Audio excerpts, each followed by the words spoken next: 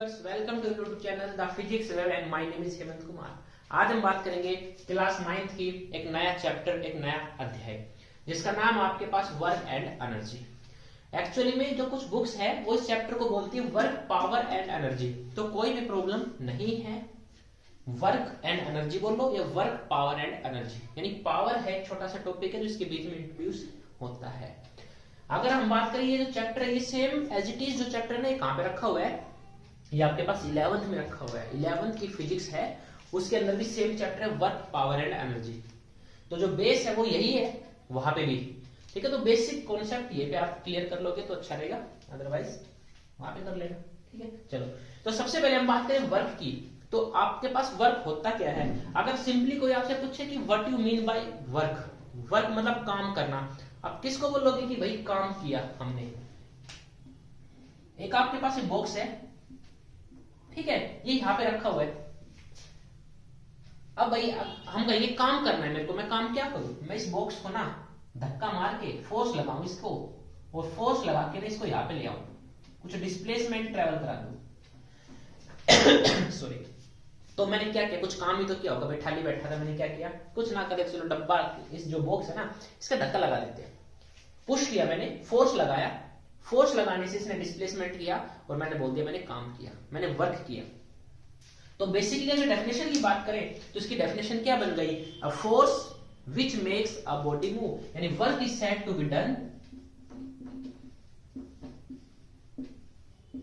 Work is said to be done, काम कब होगा? When force makes a body move. Object लिख दो, बॉडी लिख दो, बात एक ही है कि जब आपके पास एक फोर्स है वो ऑब्जेक्ट को क्या कराएगा, बॉडी को क्या कराएगा? मूव कराएगा, या force produces motion in a body,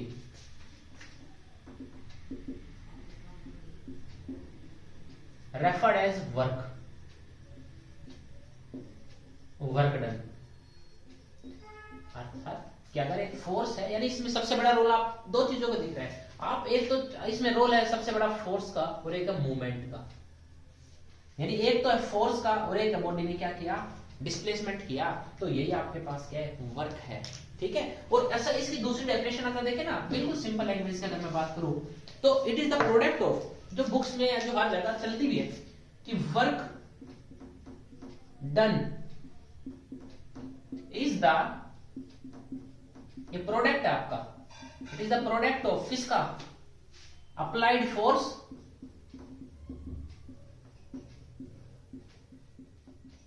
and displacement,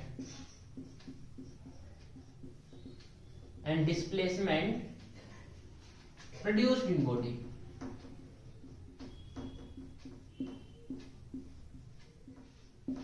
in the direction of applied force,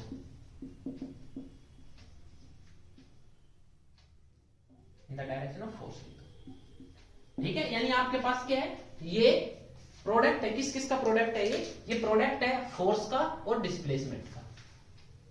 ठीक है, इन the direction of applied force का मतलब आप बाद में थोड़ा समझोगे कि फोर्स के डायरेक्शन में क्यू है, वो बाद में बताएंगे, बट ये आपके पास डेफिनेशन है वर्क की।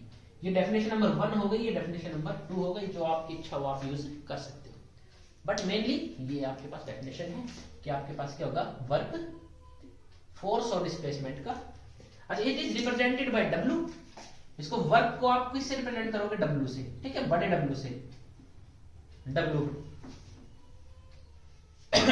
धमाल वाला ना, 10 करोड़। तो वर्क डन का फॉर्मूला आपके पास क्या हो गया?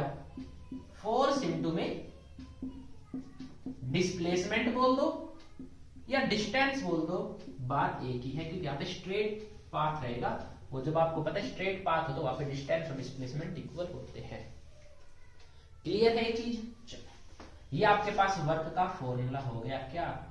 F इंटू में डिस्प्लेसमेंट को मैं अगर मैं S से रिप्रेजेंट करूं, बात समझ में आई? यानी कि आप क्या करोगे, इस तरह से इसको देखोगे। ये बॉक्स है, ठीक है, इसके ऊपर मैंने क्या लगाया? फोर्स लगाया, और इसने क्या किया? डिस्प्लेसमेंट ट्रेवल किया और यहाँ पे आ गया। ठीक है, अच्छा छोटा बन गया क्या, ये बड़ा है बराबर है, एक ही बॉक्स है भाई, घिसने गया ये, ए से बी पोजीशन पे ये आ गया। ठीक है, क्लियर है बात आपको ये। अच्छा इससे नीचे अगर बेसिक चीज देखें तो एसआई यूनिट इसकी देखें, SI unit of work, work की एसआई यूनिट क्या होगी? तो फोर्स कैसे यूनिट के होते हैं? न्यूटन, और डिस्प्लेसमेंट की होती है मीटर। तो इसके एसआई यूनिट क्या बन गया आपके पास? न्यूटन मीटर, यानी न्यूटन मीटर। बट इसकी एक एसआई यूनिट और है, उसको बोलते हैं हम जूल। क्या बोलते हैं इसको? न्यूटन मीटर बोल लो या फिर आप क्या बोलो? जूल, जे, और आप जूल ही बोलोगे। बात समझ में आया?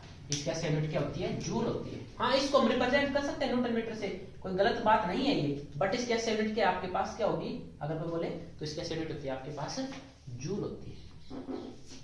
क्लियर है?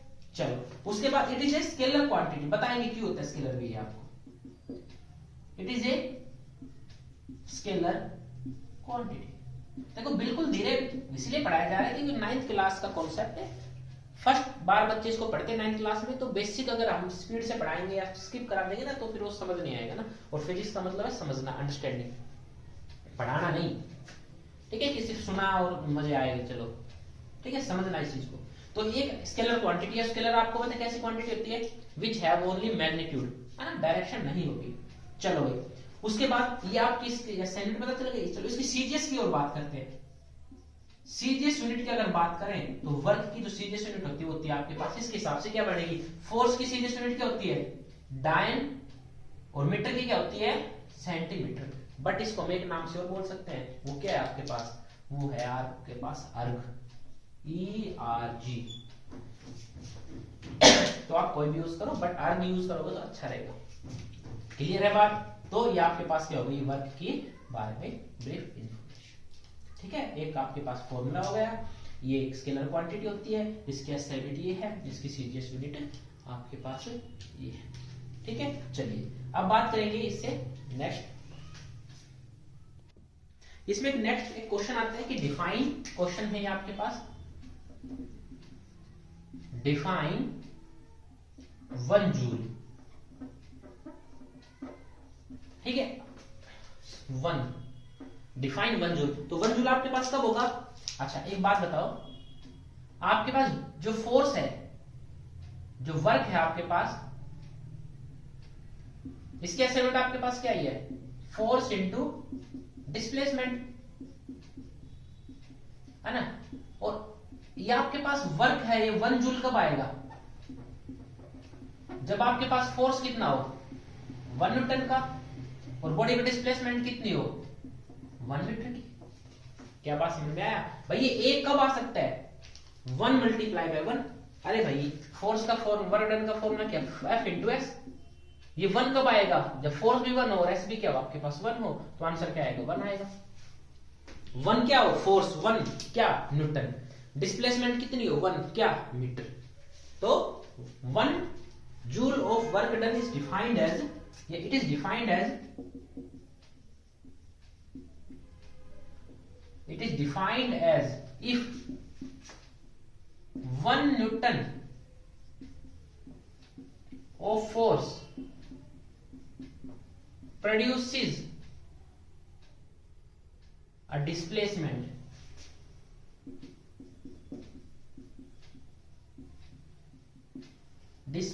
of 1 meter in the direction of applied force. Sir ji फिर से ये बात आ गई, डायरेक्शन ऑफ अप्लाइड फोर्स। अरे भाई समझाएंगे समझाएंगे। क्या बात समझ में आई? तो आपके पास होता है 1 जूल, यानी 1 जूल is equal to 1 newton multiply by 1 metre. Clear है? चलो अब वर्क डन पे आगे चलते हैं।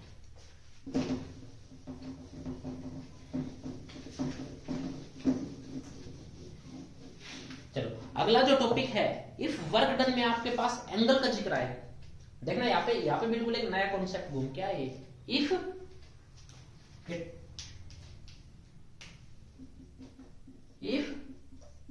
फोर्स एक्टिंग ओब्लिकली, बुक में लिखा हुआ है, या if force acting at some angle, देखना बिल्कुल नया टॉपिक है आपके लिए, नई चीज है भाई। मैंने बोला कि मेरे पास एक बॉडी है यहाँ पे, या बचपन में गाड़ी वगैरह खेलते हुए जैसे रस्सी बांध के ना, तो अगर मैं बॉडी के ऊपर रस्सी को मैंने ऐसे बांधा हुआ और यहाँ से फोर्स लगा रहा हूँ, खींच रहा हूँ, तो क्या हवा में उठ जाएगी? नहीं, फिर भी इसके अंदर जो मोशन होगा वो किधर होगा? उसमें जो मोशन प्रोड्यूस होगा एस इधर रहेगा। एस मतलब डिस्प्लेसमेंट इधर होगा। क्या बात समझ में आया भाई? मैं उसको खींच ऊपर आऊं, हम उसको खींच ऐसे रहे आज ऐसे, लेकिन वो आगे चल रहा है। इसका क्या मतलब हुआ? वो डिस्प्लेसमेंट आपकी इधर हो रही है लेकिन फोर्स उधर लग रहा है, यानी इनके बीच में कुछ एंगल है थीटा। ये एंगल आप पढ़ चुके हो। एंगल ये इसको थीटा बोलते हैं, कोई भी आप एंगल रिप्रेजेंटेशन होती है थीटा, ठीक है?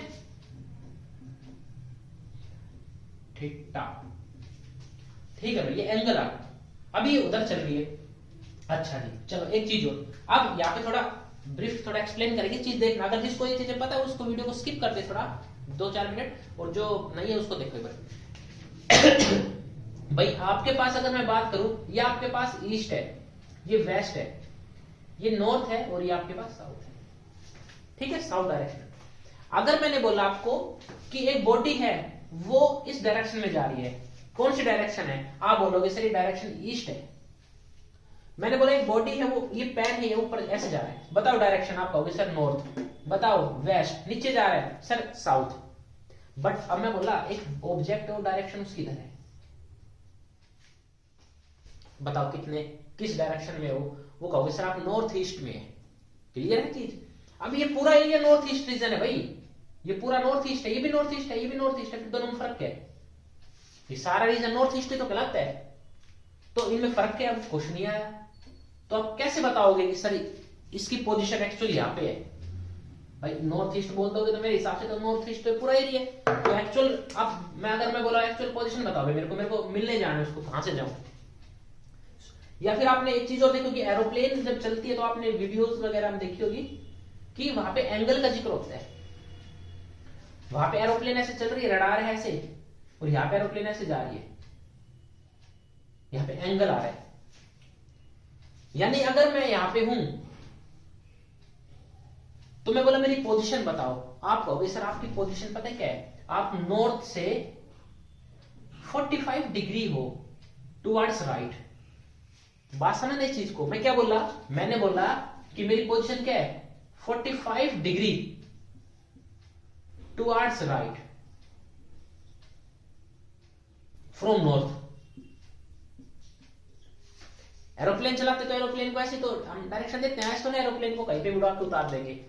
हमने मान लो एरोप्लेन को यहां से, हमारे पास एरोप्लेन चल रही है इस डायरेक्शन में, और उसको यहां पे जाना है, तो हम ऐसे तो ना कहेंगे भाई थोड़ा दाएं ले बाएं, थोड़ा लेफ्ट थोड़ा राइट, ऐसा ना बोलेंगे उसको। एरोप्लेन में ऊपर पायलट को नीचे से बैठे हुए ट्रैफिक कंट्रोलर ऐसे तो ना बोलेगा राइट लेफ्ट बस आने दो। नहीं, वो उसको क्या बोलेगा? उसको डायरेक्शन बताएगा। और डायरेक्शन कैसे बताएगा पता है? वो बोलेगा कि सर आप अपनी एरोप्लेन को, अगर वो इस पोजीशन पे है तो आप अपनी एरोप्लेन को, अगर ये आपके पास नॉर्थ डायरेक्शन में एरोप्लेन जा रही है, ये आपके पास ईस्ट है, वो बोलेगा सर आप अपनी एरोप्लेन को 10 डिग्री टुवर्ड्स ईस्ट ले लो। और टुवर्ड्स ईस्ट का मतलब वो इस साइड आपको जहाज को 10 डिग्री पे मोड़ लेगा, वो सीधा चला जाएगा।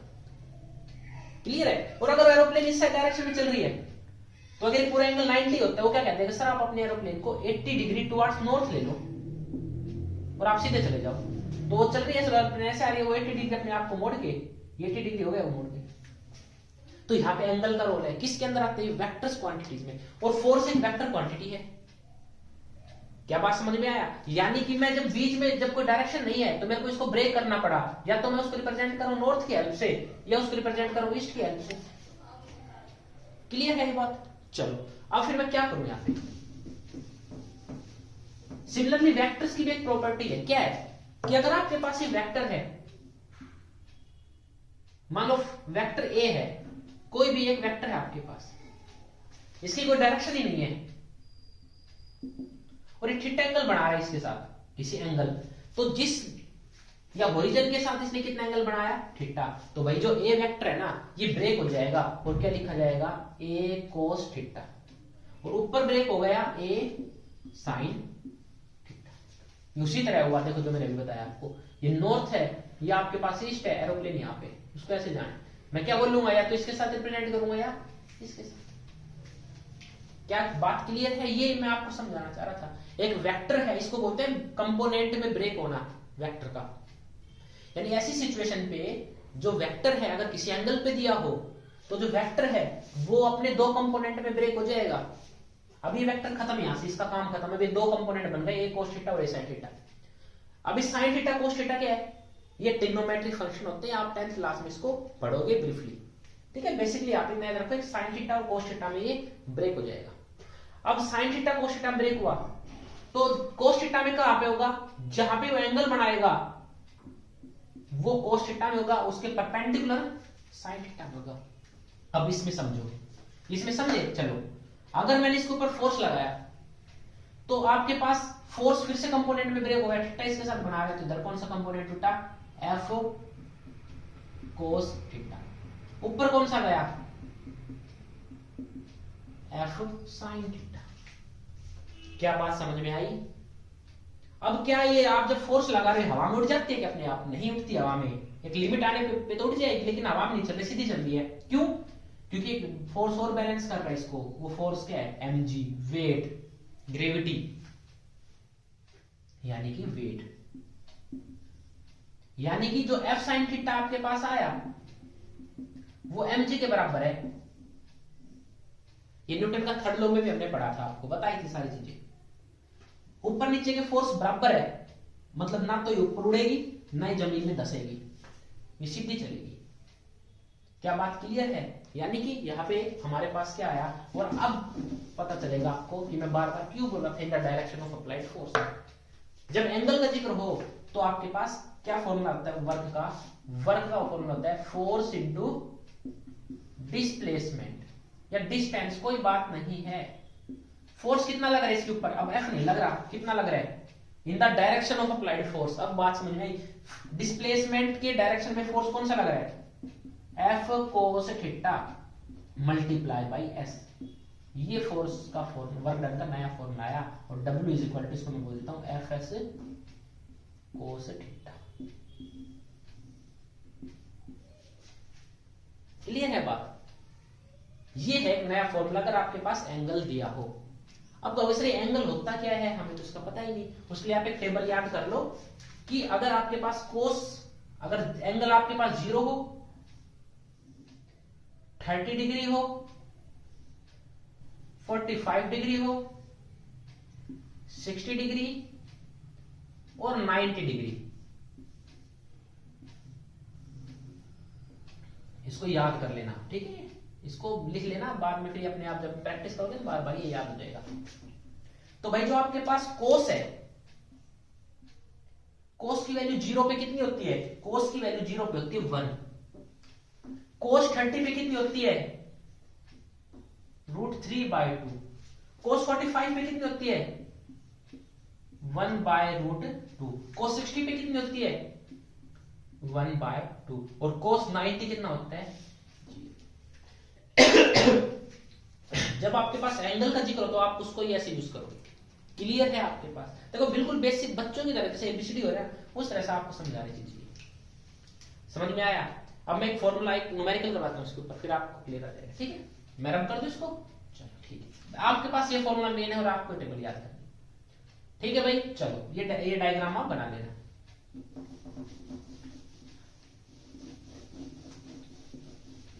टेबल इसको देख लेना एक बार, क्योंकि न्यूमेरिकल बोलेंगे ना तो इसको यूज करेंगे।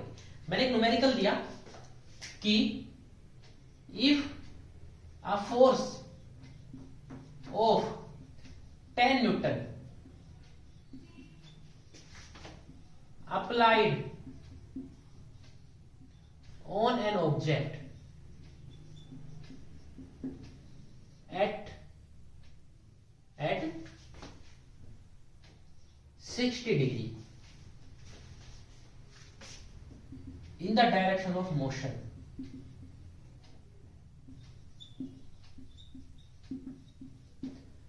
and object moves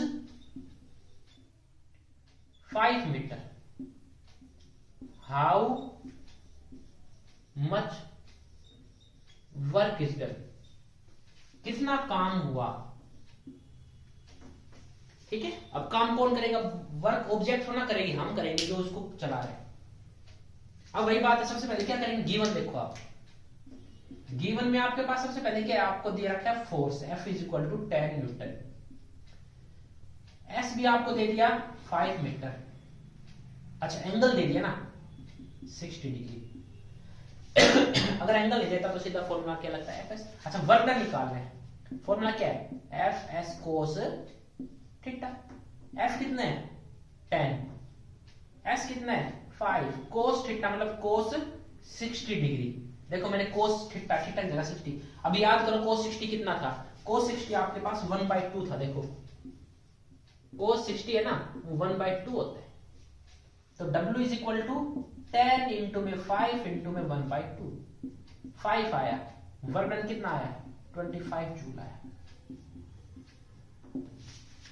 25 joules.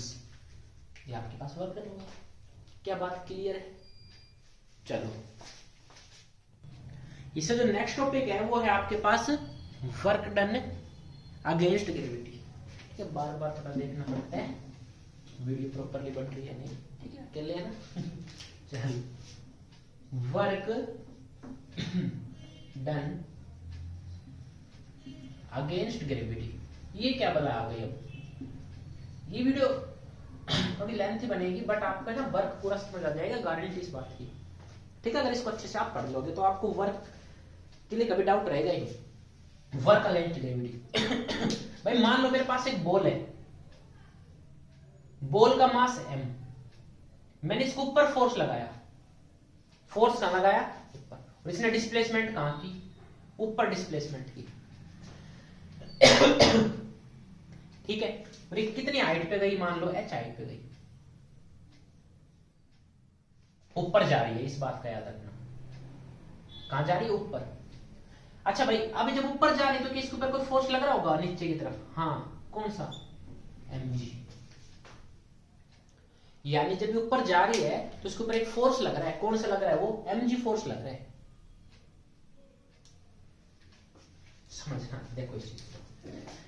अगर वर्क डन अगेंस्ट ग्रेविटी की बात करें तो जो वर्क डन है, फॉर्मूला क्या होता है वर्क डन का? Work done W is equal to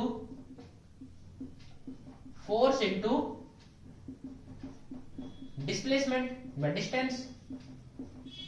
force कितना लगा इसके ऊपर? इसके ऊपर फोर्स लगा mg। कितना फोर्स लगा? mg। और कितना ऊपर गई? h। तो जो आपके पास W का फॉर्मूला है वो क्या बन गया? mgh।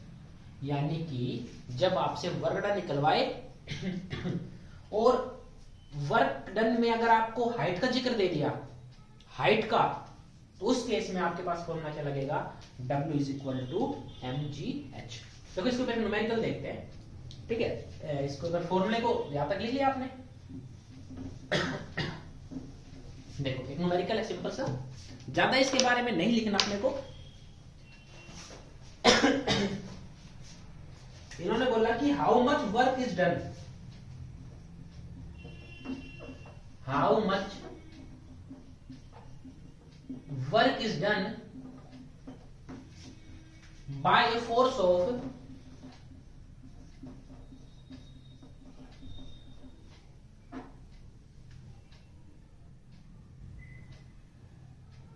work is done in lifting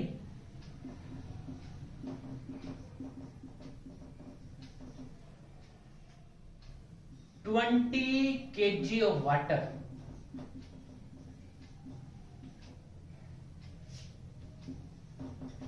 through a vertical height of 6 meter।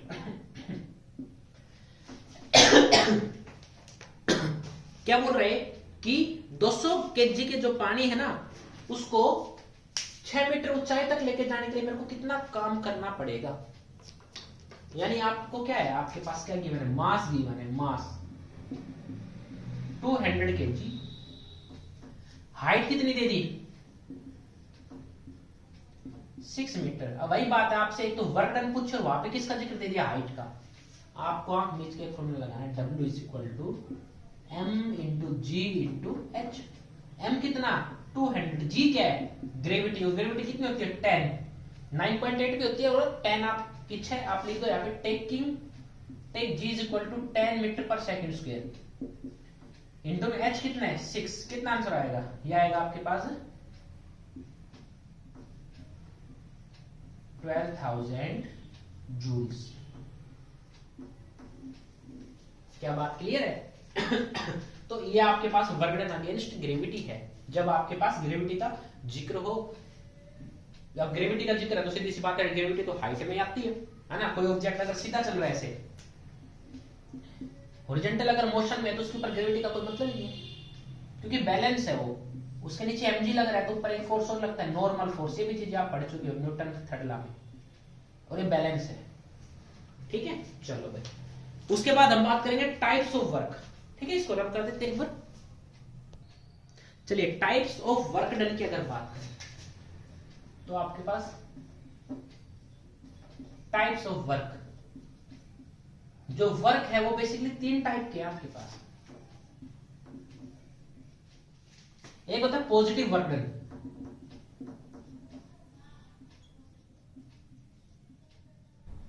एक होता है आपके पास नेगेटिव वर्क डन,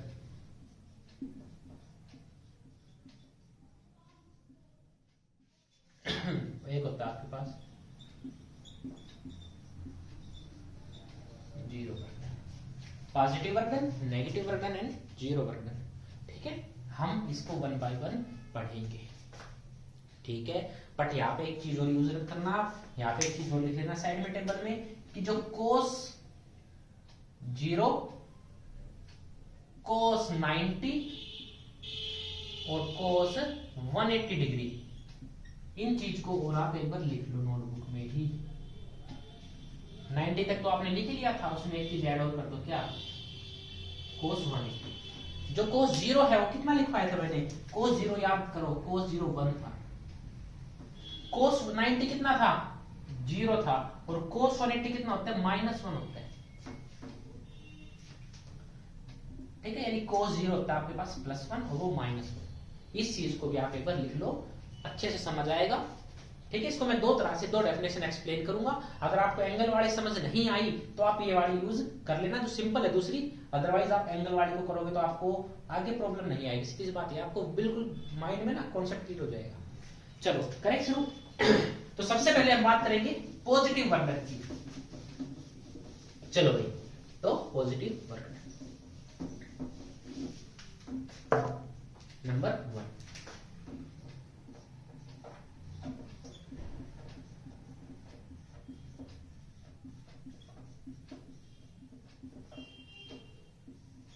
देखो भाई, हम पॉजिटिव वर्क डन कब बोलेंगे, सबसे पहले डेफिनेशन नंबर 1 इसकी, कि W नो,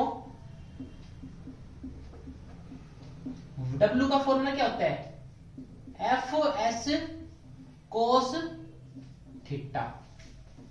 क्या बात समझ में आई? और फोर्स हमेशा पॉजिटिव होगा, डिस्प्लेसमेंट भी पॉजिटिव, बट दिक्कत यहां पे कोस थीटा करेगा। तो आपके पास क्या लिखेंगे, इफ जो थीटा है वो याद करो क्या था, कोस 0, कोस 90 और कोस 180, यानी कि 1 0 -1। यानी जब मैं कोस 90 तक जा रहा हूं एंगल को, तो 1 से वैल्यू कहां जा रही है 0 जा रही है, लेकिन कोस 90 पे वैल्यू 0, तो मैं कोस 0 नहीं, if theta is equal to less than 90, 90 नहीं है लेस देन 90 है, तो जब थीटा लेस देन 90 होता है, जिसको हम बोलते हैं एक्यूट एंगल, क्या बोलते हैं इसको हम, acute angle, when theta less than 90, that is acute angle, then cos theta आपके पास क्या आएगा, पॉजिटिव आएगा। cos theta आपके पास क्या आएगा, पॉजिटिव। cos थीटा पॉजिटिव आया तो वर्क डन भी आपके पास क्या आएगा, पॉजिटिव आएगा। क्या बात समझ में आई? ये कॉन्सेप्ट अगर समझ आ गया तो आपको एक हो गया, क्लियर है। If theta is less than 90 then work done always positive. कैसे? अगर आपके पास ये बॉडी है, इधर आपके पास डिस्प्लेसमेंट है, तो इसको आप फोर्स इधर लगाओ, इधर लगाओ, इधर लगाओ, इधर लगाओ, 90 से कम होना चाहिए, तो ये बॉडी हमेशा इधर चलेगी, उधर चलेगी, पॉजिटिव वर्क डन है। क्या क्लियर है बात आपको? बिल्कुल सिंपल लैंग्वेज है, समझ आ गई। और इसकी दूसरी डेफिनेशन नंबर 2, क्या? If force acts in the direction of, if force acts in the same direction या direction of applied force। क्या बात क्लियर है? ये डेफिनेशन तो याद कर लोगे। अगर फोर्स है वो applied force, if the force act in the direction, if force act in the same direction of applied, sorry, if the force act in the direction of motion of object, motion of body या object, ठीक है। यदि जो force है वो कहां लगे, same direction में लगे मोशन ऑफ बॉडी, तो उसको हम क्या बोलेंगे, पॉजिटिव वर्क डन बोलेंगे। फॉर एग्जांपल, ये अगर आपके पास ये है, मान लो इधर आपके पास कार मूव कर रही है मोशन में इस साइड, और आप पीछे से आके क्या कर रहे हो, उसको कार को पुश कर रहे हो, तो बताओ फोर्स है वो सेम डायरेक्शन में, अपोजिट डायरेक्शन में, सेम डायरेक्शन है, फोर्स इधर लग रहा है और मोशन भी इधर है, तो आपके पास एक किसका एग्जांपल हो गया, पॉजिटिव वर्क डन का। एग्जांपल क्या हो गया, वैन। और दूसरा आपके पास फुटबॉल है, आपने फुटबॉल को फोर्स लगाया इधर से उसके ऊपर क्या लगाया, फोर्स लगाया फुटबॉल पे, वो इधर मूव करने लग जाएगी ना फुटबॉल, या क्रिकेट बैट आप से आप बॉल को यूज करोगे तो, यानी कि व्हेन वी किक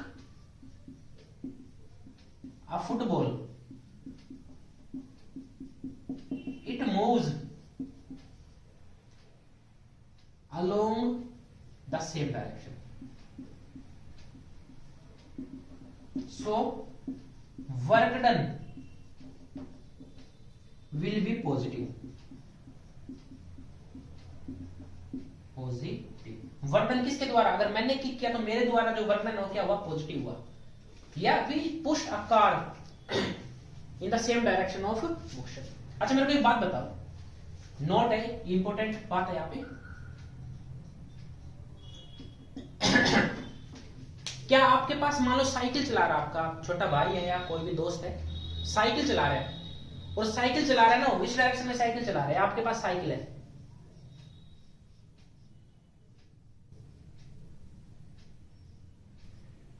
ठीक है, वैसे बैठ के इसको चला रहे हैं, इस डायरेक्शन में साइकिल चल रही है, और पीछे से आप आए और आपने पीछे से आके क्या लगाया, इसके ऊपर फोर्स लगाया, साइकिल पे धक्का लगाया।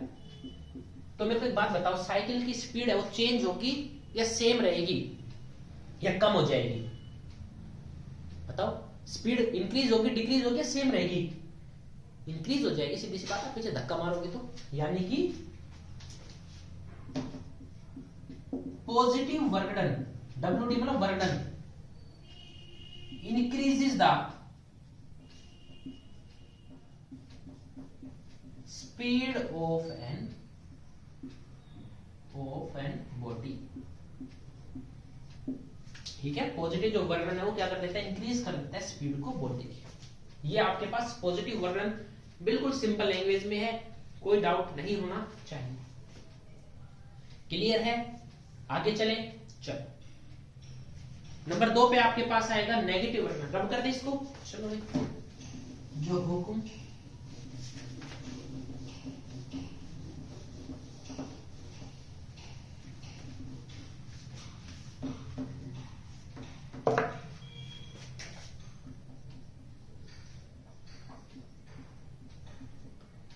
Number 2 negative work done. अरे वो रब हो गया फिर से, कोई नहीं, फिर से लिख देंगे अपने cos 0, cos 90 और cos 180।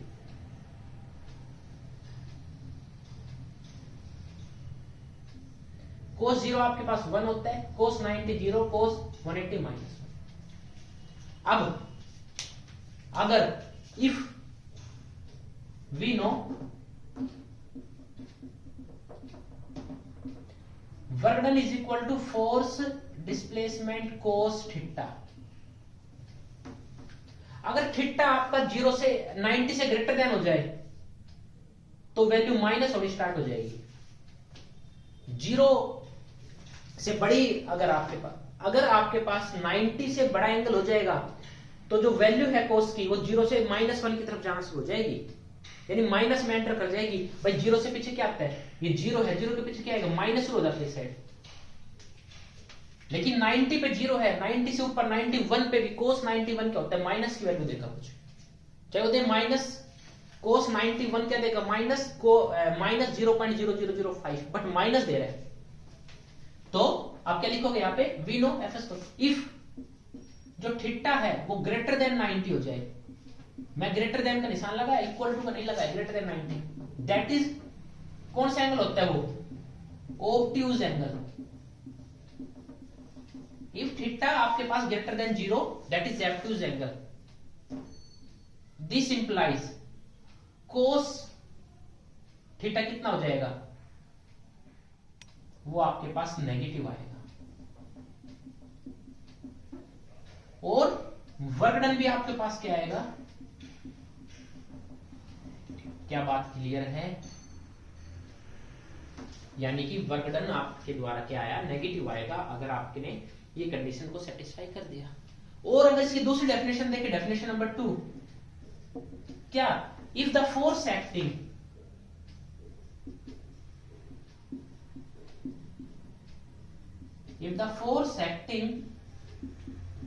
in the opposite direction, if the force acting the opposite direction of motion of object,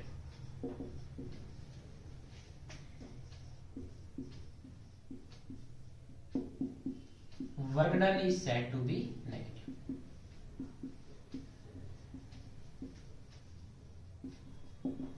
अगर ऑपोजिट डायरेक्शन में अगर आपने फोर्स लगाया, अगर मैं एग्जांपल की बात करूं तो एग्जांपल को किक बॉल वाला लेते हैं। अच्छा, आपने बॉल को किक किया, बॉल में इधर मोशन आया, ठीक है, आपने फोर्स लगाया था, वो मोशन है। तो मेरे को एक बात बताओ, क्या बॉल चलती रहेगी? नहीं, बॉल रुक जाएगी। बॉल क्यों रुकी? क्योंकि ऑपोजिट डायरेक्शन में एक फोर्स लगा। ऑपोजिट डायरेक्शन में क्या लगा? एक फोर्स लग रहा है, और उस फोर्स को हम क्या बोलते हैं? फ्रिक्शन। फ्रिक्शन क्या होता है? Opposing force. ये भी हमने न्यूटन ने नाम पढ़ा था, है ना, ऑपोजिंग फोर्स। अच्छा, मेरे को एक बात बताओ, फ्रिक्शन जो फोर्स है वो कैसा वर्णन कर रहा है? पॉजिटिव या नेगेटिव? नेगेटिव। मोशन इधर है, फोर्स कहां लग रहा है? इधर लग रहा है। यानी work done by friction on a moving body.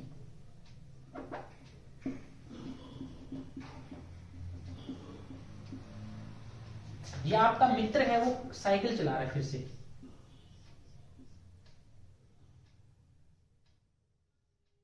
वो यहां पे बैठा हुआ है ना, पैडल लगा है, साइकिल मोशन इधर है। आप आए शक्तिमान बन के सामने, और आपने फोर्स है जो उसको एकदम से इधर से धक्का लगाया, पुश किया, फोर्स इधर लगाया आपने, उसको साइड लगाया, या पीछे से आके खींच लिया, यानी मोशन उसका इधर है लेकिन आप फोर्स इधर लगा रहे हो। तो वर्क डन आपके द्वारा क्या हुआ? Positive negative? Zero. Negative work done हुआ। कैसा वर्क डन हुआ? नेगेटिव। क्या बात क्लियर है? चलो एक बात और बताओ, नेगेटिव वर्क डन हुआ, ठीक है, इससे स्पीड पे क्या फर्क पड़ा? चाहे आप फुटबॉल ले लो या आप साइकिल ले लो, तो it reduces the speed of object. ठीक है, नेगेटिव जो वर्क डन हो क्या कर देता है? रिड्यूस कर देता है स्पीड को ऑफ ऑब्जेक्ट। क्लियर है? आगे चले, नंबर 3 पे आपके पास है जीरो वर्णन। ठीक है, क्लियर?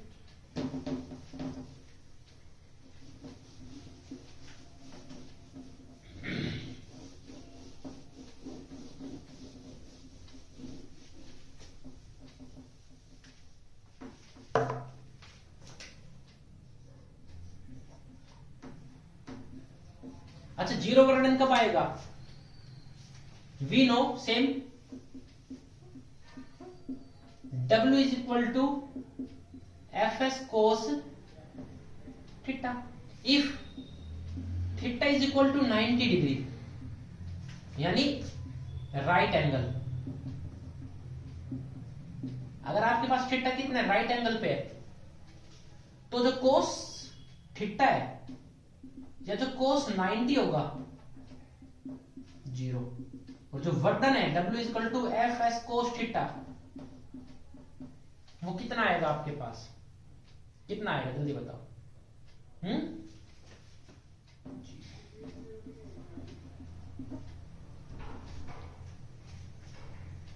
क्लियर है?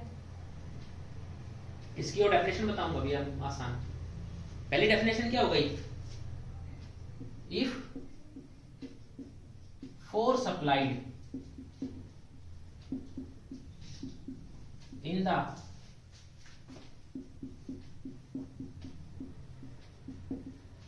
perpendicular direction of motion of object,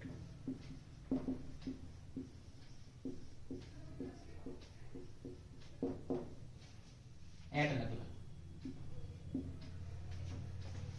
definition number 1 हो गई। अच्छा, और बात बताओ, अगर इफ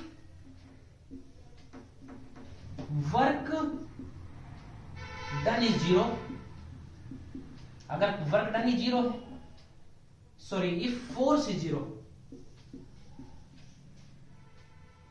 और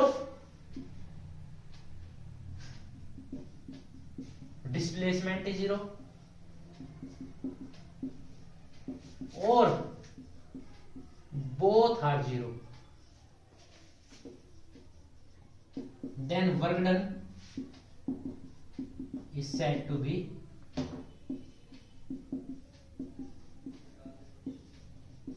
भाई मैंने दीवार एग्जांपल पुशिंग ए वॉल या पुश ए वॉल, आपने दीवार को धक्का दिया, धक्का मार रहे हैं दीवार पे, फोर्स तो लगा रहा हूं, force not equal to zero, force नहीं लग रहा, फोर्स तो लग रहा है लेकिन डिस्प्लेसमेंट जीरो है, मतलब कि वर्क डन में कितना कर रहा हूं? जीरो कर रहा हूं। बात नंबर 1, ठीक है? यानी, और दूसरा मैं फोर्स नहीं लगा रहा, मेरे पास ही रखा हुआ है यहाँ पे, मैंने फोर्स नहीं लगाया, तो मेरे द्वारा वर्क डन कितना हुआ? इसके ऊपर जीरो हुआ। या मैं फोर्स लगा रहा हूं लेकिन मूव नहीं कर रहा, बहुत हैवी है, तो भी वर्क डन कितना हुआ? जीरो। ये सीधा मूव कर रहा है और मैं ऊपर फोर्स लगा रहा हूं, वर्क डन कितना हुआ? जीरो। या दोनों चीज क्या हो? जीरो। क्या बात क्लियर है? ये आपके पास है जीरो वर्क डन, ठीक है? Work done is said to be, ये चीज अगर आपके पास। अच्छा, एग्जांपल देखो इसका, मान लो ये आपके पास सन है और ये आपके पास अर्थ है, सन अर्थ के ऊपर फोर्स लगा रहा है, कौन सा?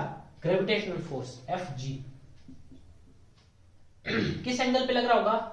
90 डिग्री पे लगता है। आपको एक बात पता है क्या? अगर आप सर्कल है, सर्कल में अगर रेडियस है, सेंटर से पास हो रही है, तो जो रेडियस है ना, वो कितना एंगल बनाती है सर्कमफेरेंस के साथ? या अगर रेडियस O है, ये 90 डिग्री का एंगल बनाती है हमेशा। रेडियस सेंटर से अगर कोई लाइन पास हो रही है, 90 डिग्री का एंगल बनाती है। यानी कि एग्जांपल क्या हो गया? Work done by sun on earth is 0 because theta is equal to 90 degree। इसका एक एग्जांपल हो सकता है बहुत अच्छा, क्या? वर्क डन बाय कुली is 0। आप कुली देखें, आपने रेलवे स्टेशन पे होते हैं ना, वो क्या कर रहे हैं? कुली है, मान लो ये ड्राइंग थोड़ी बेकार है, वो चल रहा है, चलो मूवमेंट कर रहे हो, ठीक है? और उसके बैग रखा हुआ है सर पे, अब वो इधर मूवमेंट कर रहा है, किधर है डिस्प्लेसमेंट एस, नीचे क्या लग रहा है mg, तो वर्क डन बाय कुली क्या हुआ, 0 हुआ। कुली ने कितना वर्क डन किया, 0 वर्क डन किया। नीचे mg लग रहा है, इधर s लग रहा है। ठीक है, तो ये आपका कंप्लीट वर्क डन है।